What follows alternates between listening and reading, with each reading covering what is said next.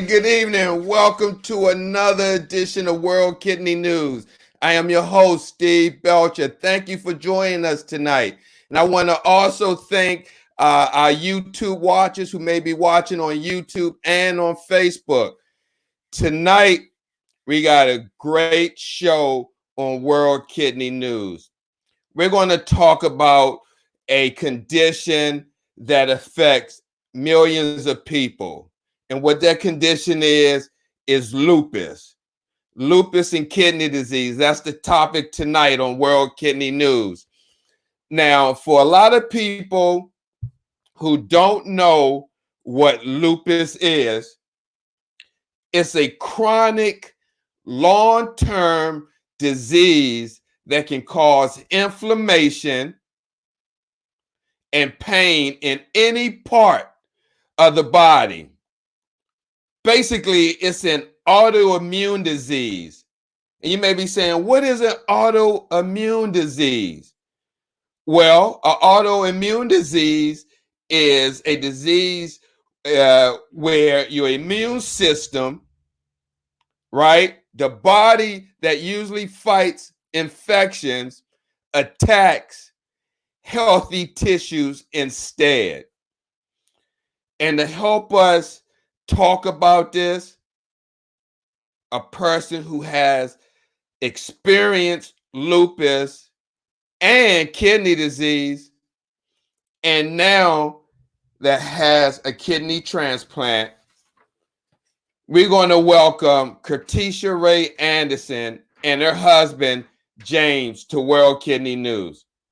Hey, Curtisha, what's going on? How you doing, James? Hello. Hey, hi, Steve. How's everything? Everything's good.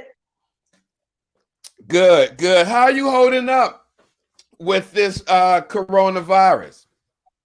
We're doing good. We just go out. Well, he goes out to work, and I just go out only when I need to for grocery shopping and picking up meds and that kind of thing. But I don't go out unless I have to. Mm-hmm. Yeah. Now, you're in Kansas, right? Yes. Which part? Kansas City, Kansas. Kansas. Now, is it bad as other parts of the country far as this virus? Are people doing social distancing, wearing masks, or like grocery stores out of food? What's the situation in Kansas City, Kansas? You want to explain? I'll answer that for you. Sure. Because I'm still out working, and so I still eat out every day. A lot of the restaurants are not allowing you to come in. I've seen some of the grocery stores to where you have to have a mask to go in, and they're only letting one person in. So many people can go in, and once they get to that number, no one else can go in unless someone comes out. A lot of the hardware stores is keeping up with numbers as well, to where, once so many people get in, then they start staggering you. And it's a one-way in, it's a one-way out, because most hardware stores, have two entries, but they're doing one way in, one way out. And so me going around the metro area, because, we're neighbor with Kansas City, Missouri as well, there's definitely some changes about. Mm-hmm. Mm-hmm. Wow. Now, what about food shortages? Have y'all encountered that? No food shortages, just like toilet paper, hand sanitizer, disinfectant spray, that type of thing. Not really on food, but at first you couldn't really find bread and milk and those type of items. But now you're starting to see them in the stores again. Oh, okay. Yeah. So, Curtisha, we're talking about lupus and kidney disease, something you know very well. Now, at what age or when did you know any inkling that you had lupus? I knew at an early age that something was not right with me. I would always have a lot of fatigue, just really didn't feel well. And so I remember my mom taking me to the doctor and they told me I was anemic. So we just kind of addressed it as you're anemic. And then when I turned 14 years old, I started having a lot of swelling, weight gain, that type of things, extreme fatigue. I remember I had a really bad earache at the time. And so things just kind of progressed and I got worse. And I was pretty much at the point of dying. And then that's when my parents took me to the emergency room when I was almost dead, and it's unfortunate Wow. because I didn't want to go. So they really didn't make me, and then it came to a point where I was so bad until I had no other choice but to go. Hmm. Now, Yeah. the lupus symptoms, the common signs and symptoms, extreme fatigue. So you did Mhm. experience that. Yes. Uh-huh. What about pain or swelling in the joints? Yes. A lot of pain, a lot of swelling in the joints. Yes. Especially early on in my diagnosis. Uh-huh. And what do they treat you with? I was Steroid? first treated, Cytoxin was my treatment at first, and I did that, maybe about 3 years or so. So steroids, the Cytoxin treatment, and pretty much just treating whatever symptoms that I was having at the time. Mm-hmm. Mm. And Mhm. what about headaches? Not really headaches, no. Mm-hmm. Any low fevers? Yes, low grade fever, yes. Mm-hmm. What about the sensibility to sunlight or fluorescent light? Yes, I You do had not that? like a lot of light, yes. Wow. Like now, James will tell you, we have the overhead light on and it's driving me nuts. Oh, really? You know? No, I understand. I understand. Yeah. Um, how about chest pain when breathing deeply? No, no chest pain. Hmm. Did you have any problems with lupus that affected your skin or hair? Did you have the butterfly rash? I've had the butterfly rash occasionally, not very often, but losing hair, even now at the stage I'm in my lupus now, I'm still experiencing some hair loss. But early on, no hair loss, but more so now at an older age. Hmm. Yeah. Wait a minute. Now you just said experiencing lupus now. Now, do you have any concern that it could attack your kidney? No, I Hmm. mean, it could, but I'm not really concerned about it. I just feel like as long as I'm taking my meds and doing whatever I can, I don't really worry about what could happen. If it happens, then we'll just deal with it when it happens, but Hmm. not right. Does stress bring that on? Do you It know? can, yes. It can, yes. Uh-huh. Hmm. Wow. Now, at what point did you know that you had kidney disease, that lupus has affected your kidneys? Right after I was diagnosed with the end-stage renal disease because like I said, I had a lot of swelling, and so they knew that there was just something wrong. I was retaining too much fluid. So shortly after I was diagnosed with lupus, I was diagnosed with the end-stage renal disease and had to start emergency dialysis. So you had already just went past all the stages of Yes, kidney disease, and as soon as you found out, you had to start right away. yes, I was 14 and I had to start emergency dialysis. Yes, Oh, 14 years old. I was 14. Yes. Wow. Yes, I was still in school. Did you do home dialysis or in center? I started out doing in-center hemodialysis, and just because I was in school and still trying to maintain a teenage life, I decided that I would switch over to Mhm. peritoneal dialysis. And at that time, my mom and I went into training so that I could do dialysis at home. Hmm. Yeah. Now, when you met your husband, James, where were you at with kidney disease? Well, let me start over. After I did dialysis at the age of 14, I regained kidney function after doing dialysis for 3 years. And so for a little bit Oh, over 22 wow. years, yeah, I regained kidney function. And in that 22-year time span where I was off of dialysis is when I met James. Okay. Now, Hmm. at what point did you tell James, or did James find out you were having issues with your kidneys and lupus? I told him about the lupus right away. And, Mm-hmm. as we got married and all of that, my kidneys started to fail again. And as I found out things, I always let him know what was going on. Mm-hmm. Now, James, before you met Curtisha, have you ever dated or been with a woman with a chronic illness such as Curtisha's dealing with? No. Mm-hmm. No. And so how did you take all that when she told you, and when symptoms kind of started to flare up, or you, like the first time you saw her deal with any symptoms surrounding lupus or kidney disease, how did that impact you? I have to say, I think the first time that I experienced it was when we was down in Houston, and the weather was really hot, and so she was getting fatigued, and I didn't know what was going on, and so I almost literally had to carry her to the truck because she was like, just let me get to the truck, just let me get my medicine. And so for that, I was like, okay, do you need to go to the hospital? And she's like, no, I just need to cool down and take my meds. And so that was kind of like the first real experience. But she had an episode a couple years after that we had to go to the hospital. And I had worked in the hospital some years ago. Just, I was in supply, so not like I was in the medical field, but I knew a couple of things went on in the hospital. And so for her to go to the hospital, to the emergency room, and for them to give her a morphine shot because her pain level was so great within 15 minutes, and her doctor didn't practice at that hospital, I knew then, okay, lupus has got to be serious. Wow.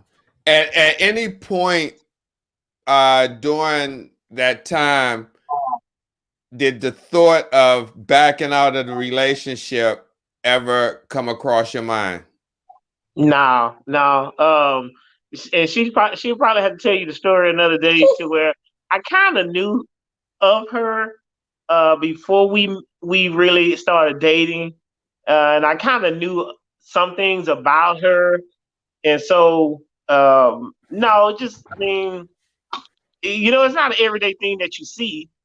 She's not, having flare-ups every day, and so she's a normal person, pretty much 80% of the time, but it's just that 20% that we have to deal with. And I mean, the way that she came to me, I'm a God-fearing man, and so I figured that God brought her, truly brought her to me after writing 10 things down on a piece of paper. God brought her to me, then it's obvious that, this is what he put in front of me. But, as they say in the Bible, man find a wife, he found a good thing. So she's my good thing. Oh, that's awesome. Now, James, why do you, just from your opinion, believe some guys are, I don't want to say nervous, but shy away? Not just men, but women too. But why do you think, talking from a man's point of view, not want to maybe court somebody that's dealing with a chronic disease? Education. Curtisha is real textbook. When I say she's textbook, if it say turn the page and read the next thing that we need to do before we take the medicine, that's what she's gonna do. And so she has always educated me on the fact of her lupus. And so when I came into her life, I was educated. And so, there were times when things would go wrong, or she'd be in pain, and she would educate me on what's going on.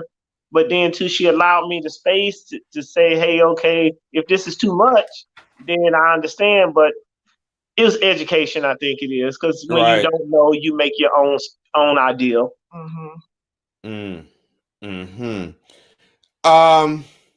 So, Curtisha, it says lupus symptoms may come and go, and they can change over time. Yes. At what point did you see your symptoms kind of subside and almost pretty much be non-existent? I would say during that time frame where I regained the kidney function back for that 22 years is when my symptoms started to get better and I didn't see as many flares. I guess maybe because I had regained some kidney function. I'm not really sure about that, but I think that's about the time I started seeing a lot of my symptoms go away. Now I would have an occasional flare up, but not a whole lot. Mm-hmm. Mm-hmm. Yeah. Now, take us back to when you got diagnosed for end-stage renal disease the second time. What was that like? What were you doing at the time that you were told that you would have to start back dialysis? Well, Steve, I had my nephrologist nurse. She called me one day and she said, "We need you to go into a clinic so they can graft your arm." And I'm thinking, why? I hadn't had this conversation with my nephrologist yet. And so I was crying and all of that. And so I called James and told him what she said. And then she called me back and said, "Oh, no, I called the wrong patient." And I'm like, okay, because my nephrologist always knew that if I had to start dialysis again, I would do peritoneal dialysis. And so Okay. all of that being said, she called me and I cried and all that. Went to go see my nephrologist, and then he told me that my creatinine level was going up and I was looking at having to start dialysis again in the future. And so after James and I talked, we decided that I didn't want to wait until I was knocking at death's door. And I would go ahead and have the surgery to get my catheter in, and I would start dialysis again for the second time. So, I was really devastated because I was used to not being on dialysis. But for us, we just take it day by day. And, once I started dialysis, we just did what we had to do to make it work. Mm-hmm. Yeah. How did James assist you with peritoneal dialysis as your He went to caregiver? training. He went to training with me, and then after that, I remember once I started doing my treatments at home. He told me that he would be at home every time that I connected to the machine, and I said, that's not real practical, right? You can't be home every single time that I hook up to Right. the machine. So he was in the room the first couple of times. And then after that, Steve, I just did it myself. I would set up the machine and get it ready, do everything I needed to do and connect. And that was it. So yeah, he assisted me with, I would say, moral support, but yeah. Right. Now, James, have you ever, as a caregiver, witnessed any emergency with Curtisha that caused her to go in the hospital or render her being unconscious? No, no, not that I can remember. Mm-hmm. You Remember when my potassium level was up? Oh, okay. So yeah, there was a one incident to where the nurse called and asked her how she was feeling, and it's obvious her potassium level was really, really high, and so they was like, well, we need you to go to the hospital, and so she like, well, I feel just fine, and so when we get there, potassium is off the chart, and so they were trying to get her potassium level down. I think they gave her insulin, and so to this day we still don't know if because of her body size, her weight size, that they was giving her too much, but she was definitely blacking it out, coming in and out, and so me sitting there in the room with her, and I kind of let the nurse know, hey, something's not right. She this is not working what you're doing, but then she's coming to, then she'll pass out again, and so they realized that whatever they were doing, they had to do something to fix it. So that was probably the only time I remember medically wise that she wasn't in control of it. Mm-hmm. Has there ever been a time where you crossed your mind that you may lose Curtisha to this disease? No. We kind of always talked about that, but I don't think she has really ever had a severe incident to where she had to stay in the hospital because of any of her illness. I think they were all planned for as maybe surgeries or something like that. But I can't recall one time that it got so bad to where we. I mean, do you remember anything? Mm-mm. I don't remember anything to where it would it was that severe. Mm-hmm. Now, Curtisha, you do advocacy work sometime with the Lupus Foundation? Yes, and the Kidney Foundation, the Oh, National Kidney Foundation. okay. Now, it says that with the symptoms that we talked about, Mm-hmm. that people can have those symptoms, but doesn't mean that they have lupus. Yes. Have anybody like doing your advocacy with the Lupus Foundation?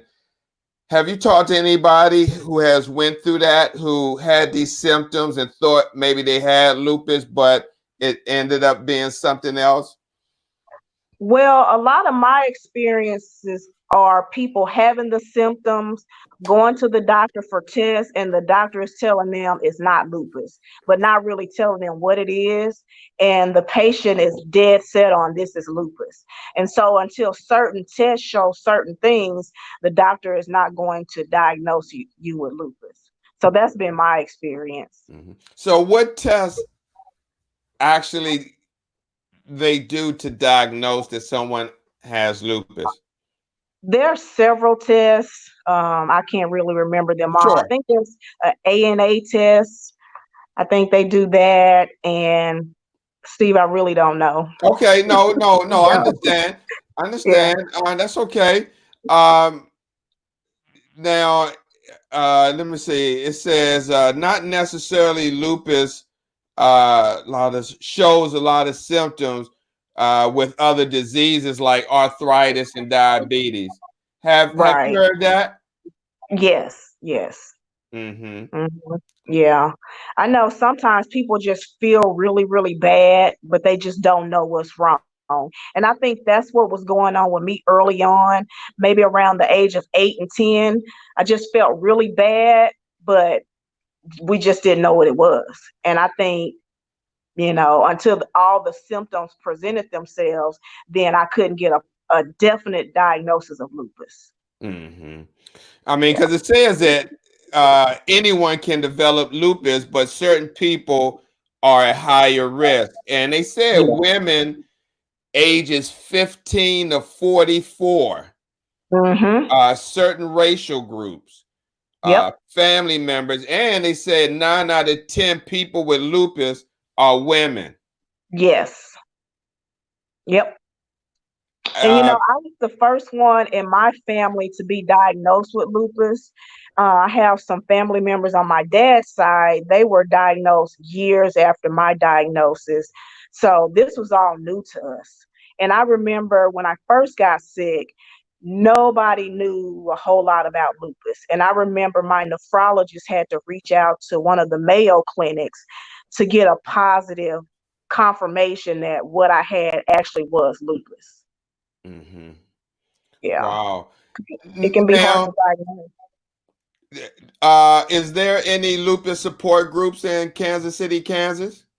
Yes, there's one, not in Kansas City, Kansas, but on the Missouri side. There was one. I don't think they really meet much now, but occasionally, some of us will get together. Well, I haven't gotten with them in a while, but I do know that we have a support group on Facebook, but we haven't actually met for a while. But yeah, there used to be one on the Kansas City, Missouri side. Yes. Do you hear a lot of discussion about lupus that's mainstream? Not really. No. Even now, a lot of people don't even know what lupus is. They've heard of it because, so and so died of lupus. Anytime you hear about lupus, I know somebody that died from it. So a lot of people don't know a whole lot about the symptoms. They just know, I know somebody that had it, is my Mhm. experience. James, what would you say to husbands that have a spouse that maybe just got diagnosed with, say, lupus or kidney failure or chronic disease that just hit the household? Because I mean, we know when one of the spouses gets sick, you know, sometimes the roles can reverse, meaning if say the husband got sick and the wife was a stay-at-home and the husband couldn't work, maybe the wife may have to go out and work or vice versa. But what would you say to husbands who may find themselves in this position that never been in this position before? Well, Steve, I look at it as Curtisha is almost 10 years younger than me. So me as an older guy, you know, I'm thinking she should be the one taking care of me. Because I'm the Right. one that should be sick, but she's the one that's sick. And so we believe in honoring our vows first and foremost, because you know we're spiritually people, and so we put God in everything that we do. But to give a man advice, you know, it's so many things that you could say. You know, the grass is not as green as you think on the other side of the fence. Or you've been with her this long, man. You know, what about the love? Or you know, it's gonna be a bumpy ride, and you know, she has not told you all of her symptoms that she go through, and so there are days when her what is it, Raynaud?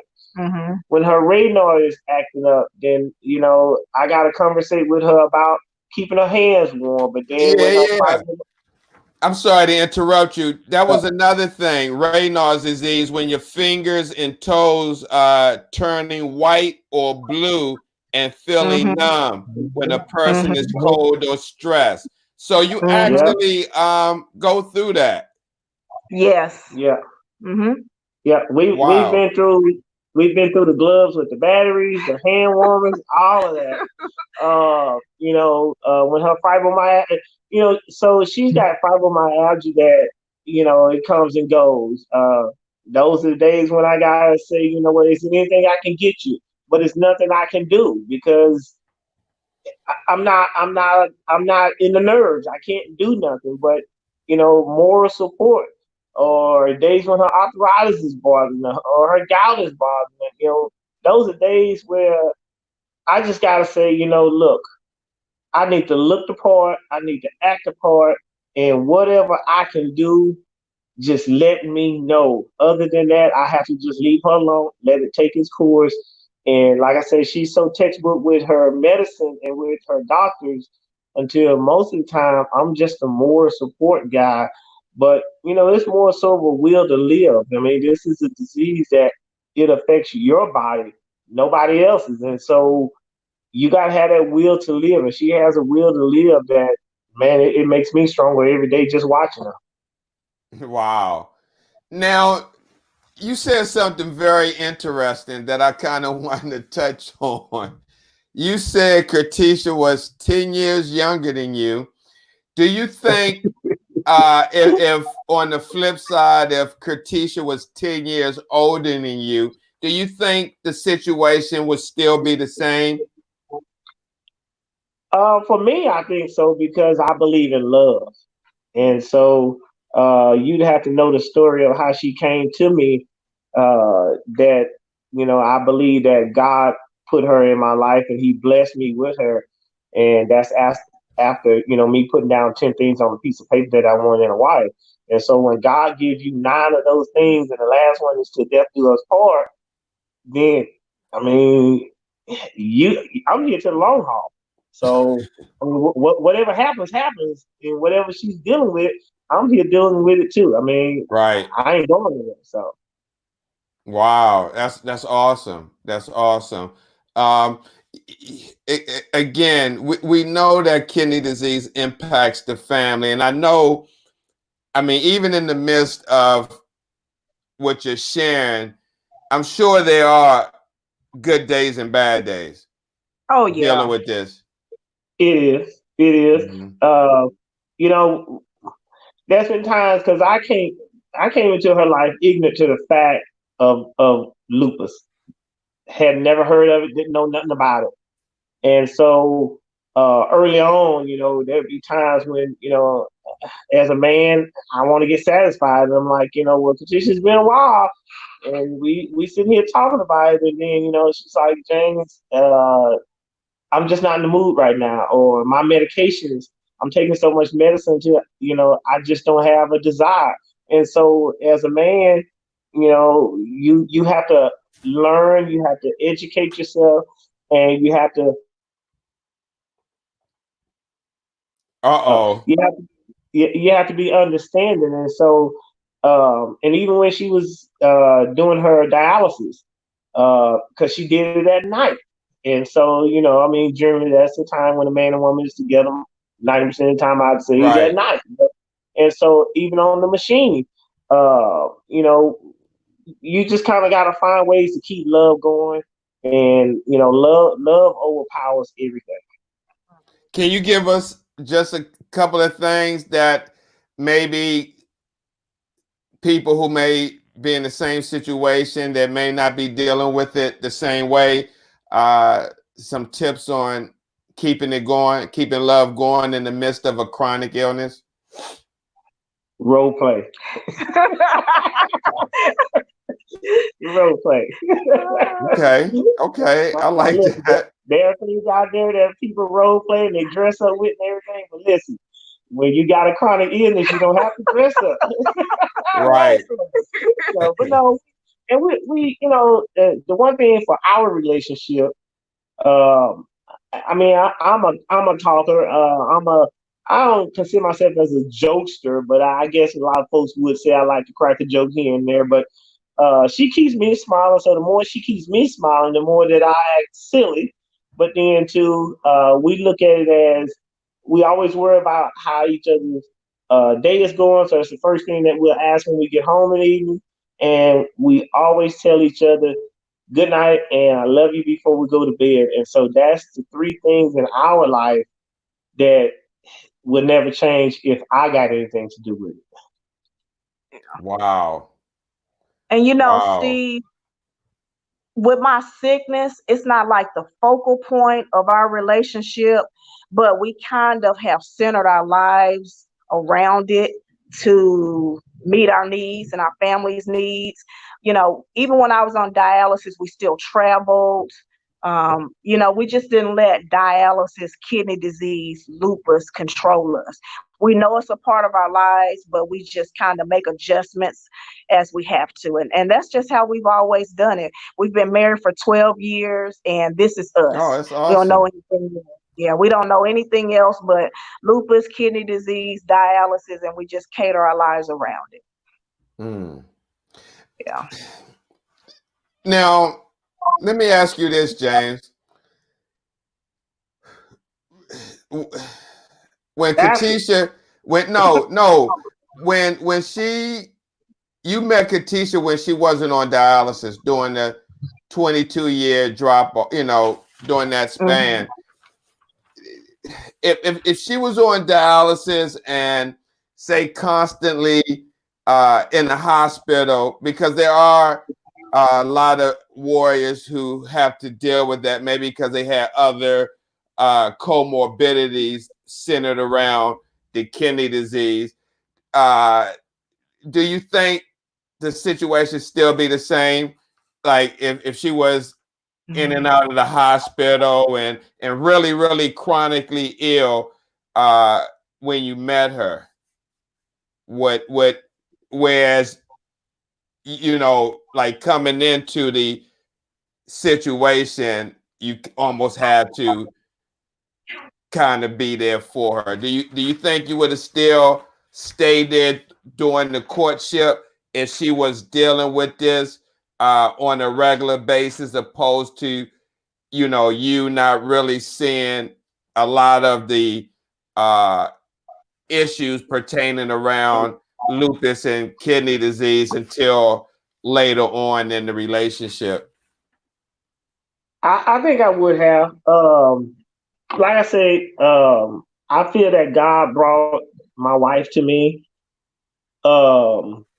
you know, I put 10 things down on a piece of paper like a fool. Somebody told me to find a good wife, and so she's 9 of those things. Last one's to death do us part.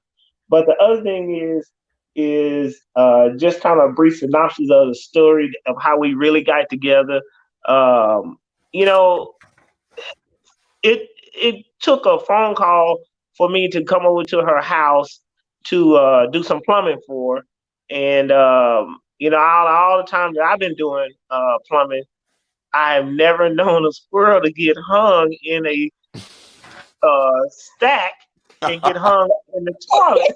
And so for me as a spiritual person to know that those 10 things, she's 9 of those things, and just the way that we came about, you know, it took me long enough to sit and talk to her, you know, while I'm trying to do plumbing at her house. But then the way that God brought us about, I truly, truly believe that He blessed me with a wife, and it wasn't up to me to decide on if this the one that I want to keep or not, or be with or not, or if this the one that I want to take. You know, I didn't have that option of part of her I want, but this part, the lupus part, I don't want, Right. or kidney failure, I don't want. It's a package deal, and so when God bless you like that, and when you've gone through some things, and He brings that person into your life, it's I mean, it's unexplainable.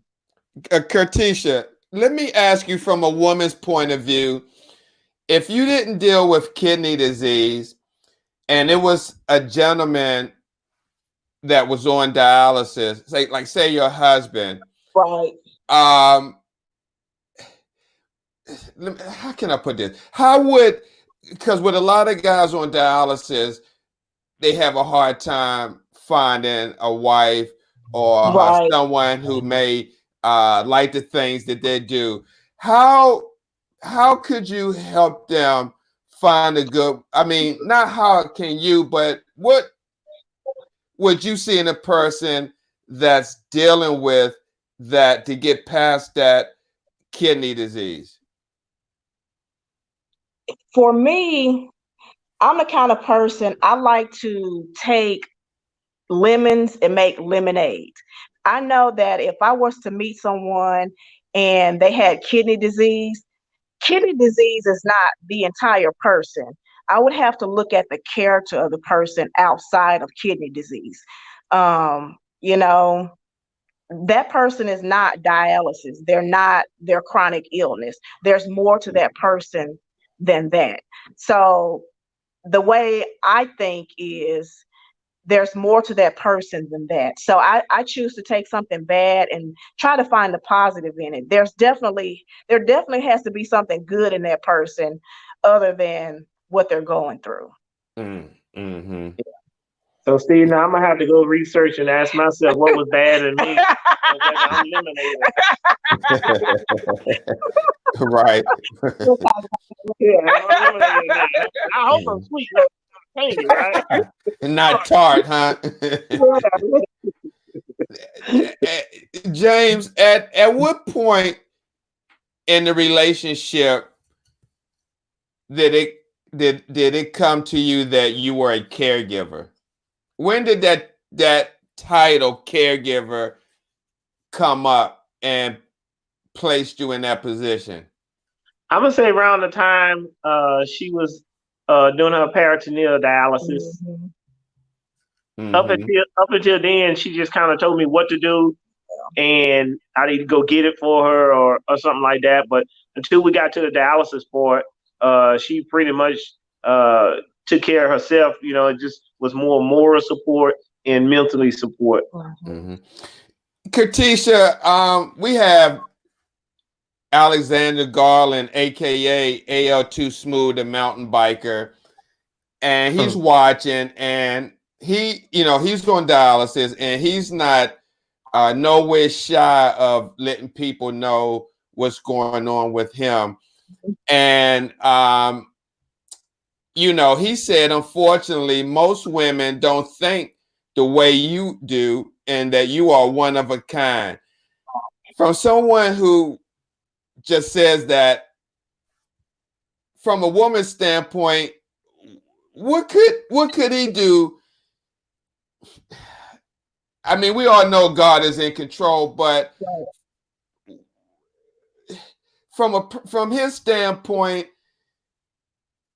if he wants to meet a good wife, but all the women that he meet are so vain and shallow, Wow. does he just wait till God brings somebody? I mean, how can he cross that barrier to, like, that stereotype from people, either man or women?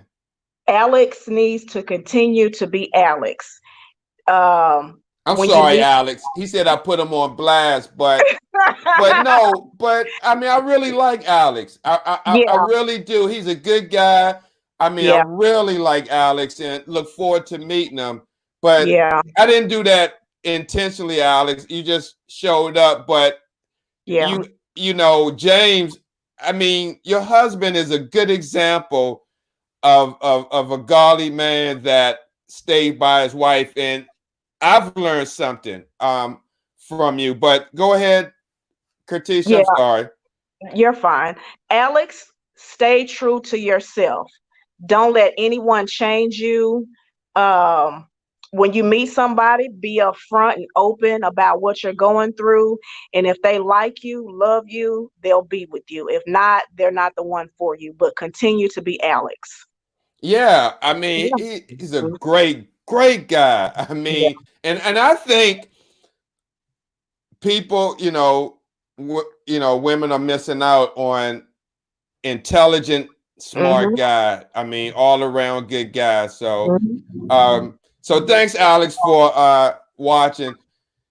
So let's get back to you and James. But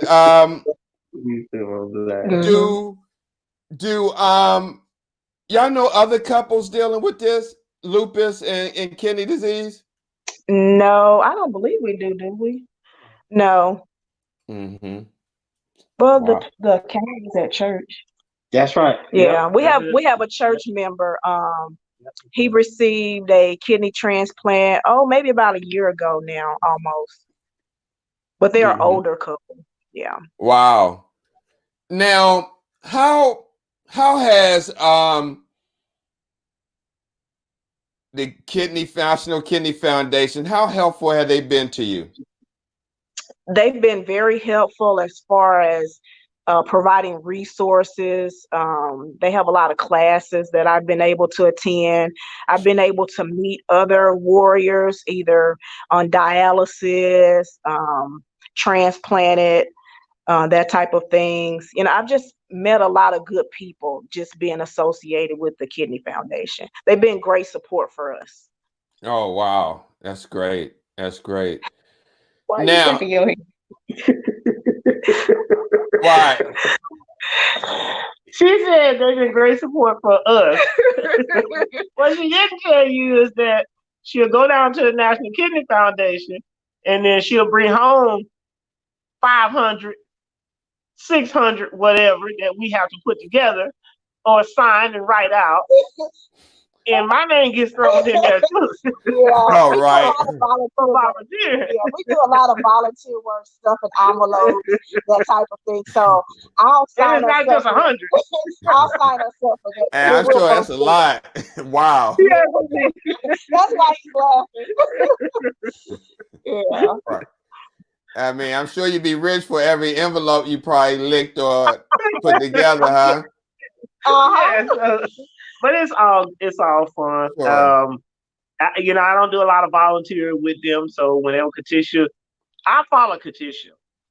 She say we going somewhere, I go with her. She say we going out of town or something, I go with her. So that's my way of giving back. Is just following her. She's so busy until it's pathetic. Sometimes I feel like I got my wife out on loan, but like she says, since she had her kidney transplant, she feel like she can't do enough to give back.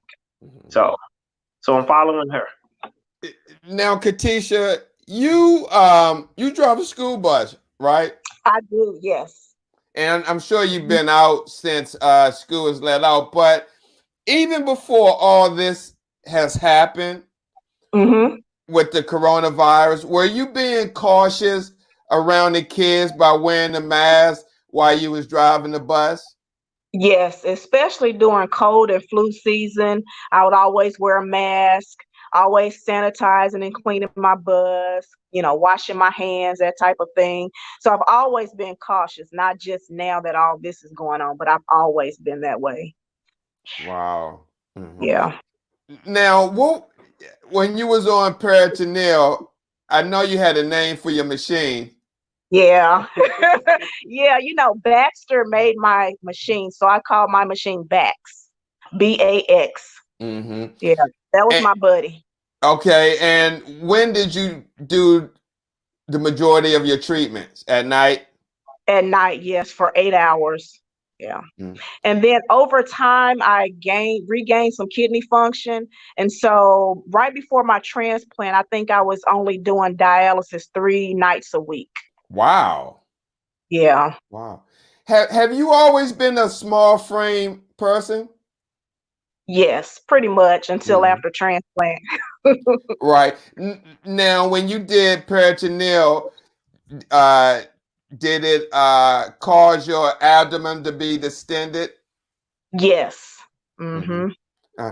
Now, Yep. James, when you saw that, I mean, you already um, show true character, but when you saw Curtisha with the fluid in her belly, uh, did that kind of give you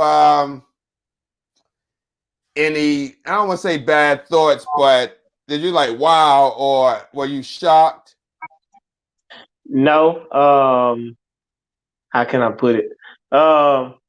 It just makes you role play a little different. Okay. Ah, No, that's awesome.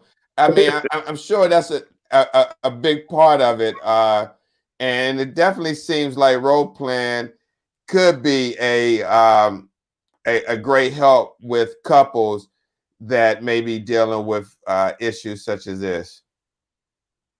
Yep, and we're just so connected until and I had to learn.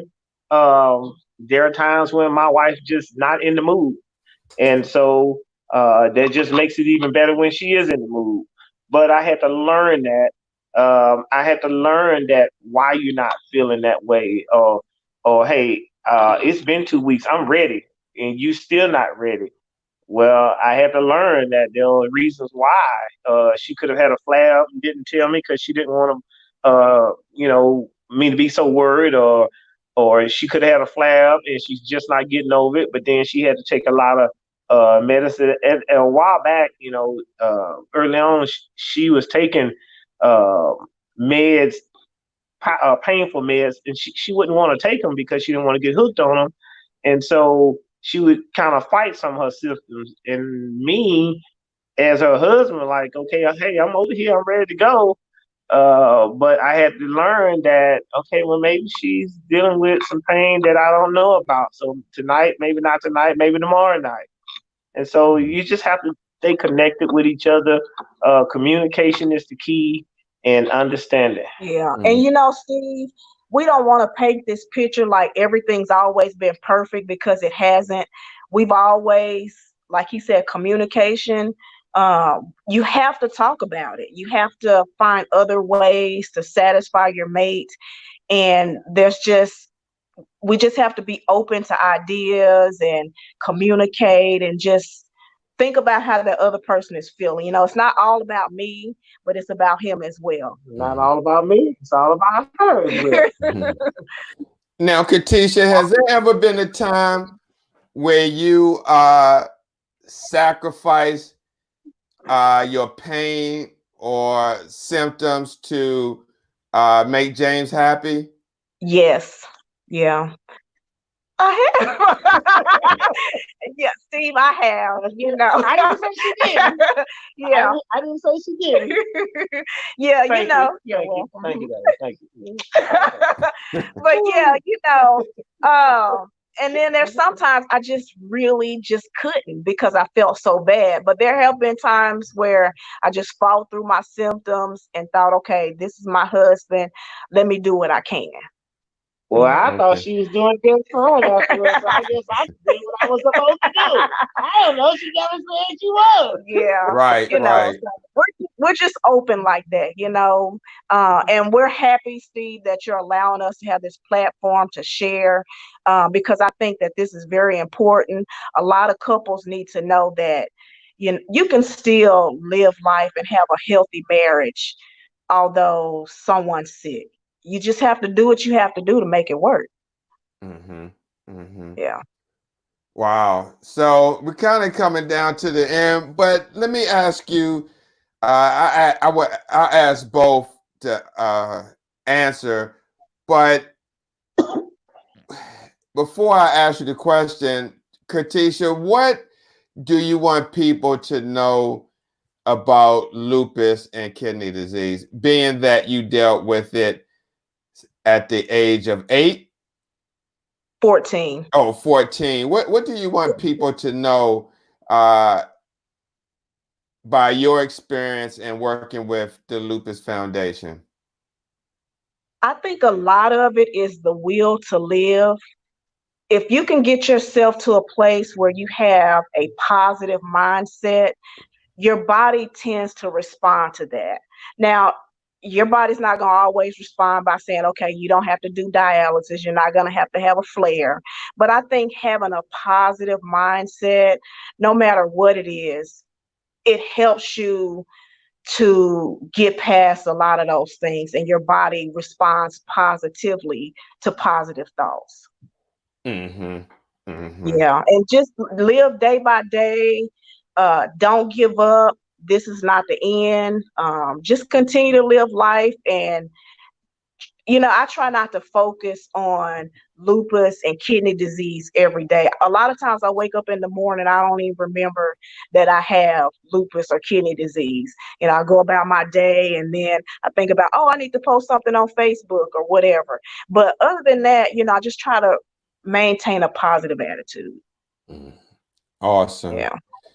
So, James, what I wanted to ask you before we go, again, what could you leave to men that may be in a relationship or not even a relationship now, or may meet someone that has a chronic disease? Because diabetes and hypertension are the two leading causes, but there's so much stuff going on in the world today.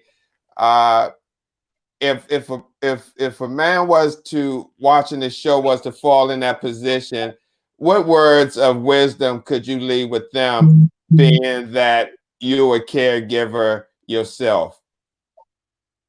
Well, it just depends if he's a faith-based person. I say stick to your faith.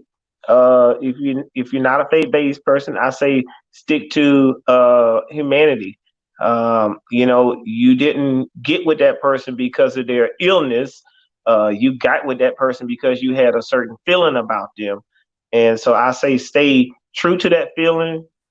Communicate with that person as much as possible. Curtisha and I, we communicate tremendously. Even we communicate even about death. I mean, we'll sit and talk about death, and even sometimes we make a joke about it. What's it going to be? How it's going to be after one of us is gone. So we communicate extremely.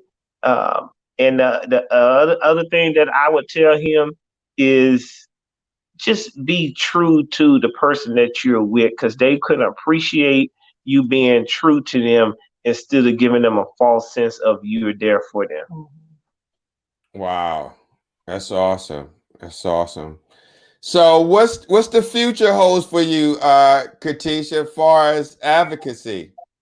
Oh, I hope to travel a lot of places, do a lot of things. I'm still trying to make it to Washington, D.C. to see you, Steve. Right, right. Uh, I can't wait. I mean, we could have. It's just unfortunate with this coronavirus because you and James were set to come to Washington D.C. in March. yes, yeah. So whenever things change, we look to do more advocacy work together, and we just keep doing what we do. Awesome, awesome. Yeah. Well, guys, I want to thank you for coming on World Kidney News, discuss your life with lupus and kidney disease, James. Your part as a caregiver, and also being very candid about your marriage and relationships, and how one can, still have a great marriage in spite of chronic illness. Thank you. Thank you for having us, Steve. So I definitely look forward to talking with you, Curtisha, in the future. James, again, nice to meet you. Again, thank y'all for taking the time out of your schedule to come on World Kidney News. Thank you. Thank you. All right, take care. God bless, and I'll talk to you soon. All right, same to you, Steve. Bye. All right, bye-bye. Guys, this was a great show. I hope you got something out of Curtisha and James Anderson's story. Jared said, what a great couple. Absolutely. And I'd like to thank everybody who chimed in on the discussion. A.L. Smooth, the mountain biker, Kevin Lukens, who else was there with me? Jim Myers, Uncle Jim, Manny Ramirez, Sabrina Forward. Miss you. Hope everything is going well. If you're still watching, reach out if you have an opportunity. Jared, again, thank y'all guys for watching. Share this broadcast. We're on every Sunday at 9 p.m. Eastern Standard Time. World Kidney News with Steve Belcher. Thank you guys for watching. See you again. Stay safe, stay blessed, and encouraged. Peace.